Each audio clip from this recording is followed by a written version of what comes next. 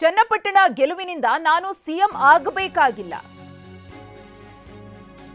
ಚನ್ನಪಟ್ಟಣ ಗೆಲುವಿನಿಂದಲೇ ನಾನು ಸಿಎಂ ಆಗಬೇಕಾಗಿಲ್ಲ. ಅವ್ರ ಸಿಎಂ ಇವ್ರ ಸಿಎಂ ಅನ್ನೋದು ಇಲ್ಲಿ ಬೇಡ. ಇದು ಡಿಸಿಎಂ ಡಿಕೆ ಶಿವಕುಮಾರ್ ಅವರ ಮಾತು. ಅಲ್ಲಿನ ಜನರು ನನ್ನನ್ನ ನಂಬಿ ಓಟನ್ನ ಹಾಕಿದ್ದಾರೆ. ನಮ್ಮ ಪ್ರಯತ್ನ, ನಮ್ಮ ಮೇಲಿನ ನಂಬಿಕೆ ಓಟ್ ಆಗಿ ಇಲ್ಲಿ ಬದಲಾಗಿದೆ. ಹೀಗಾಗಿ ಜನರಿಗೆ ನಾವು ಗ್ಯಾರಂಟಿಯನ್ನ ಕೊಟ್ಟಿದ್ದೇವೆ. ಅವರ ಆಸೆ ಅವ್ರ ಮುಖ್ಯಮಂತ್ರಿ ಆಗಬೇಕು, ನನ್ನ ಮುಖ್ಯಮಂತ್ರಿ ಆಗಬೇಕು, ಇನ್ನೊಂದು ಅದೆಲ್ಲ ಗೌನ ಇಲ್ಲಿ. ನಾವು ಏನು ನಮ್ಮ ಮೇಲೆ ಒಂದು ವಿಶ್ವಾಸ ಇಟ್ಟು ಓಟ್ ಹಾಕಿದ್ದಾರೆ, ಫಸ್ಟು ಅವ್ರಿಗೆ ನಮ್ಮ 5 ಗ್ಯಾರಂಟಿಗಳನ್ನ ಇಂಪ್ಲಿಮೆಂಟ್ ಮಾಡಿದ್ದೀವಿ.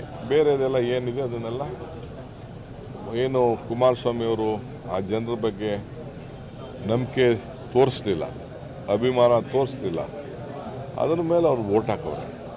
ಈಗ ನಾವು ಅದನ್ನು ತೋರಿಸ್ಬೇಕು, ನಮ್ಮ ಕೈಲಿ ಎಷ್ಟು ಆಗ್ತದೆ ನಾವು ಮಾಡಬೇಕು.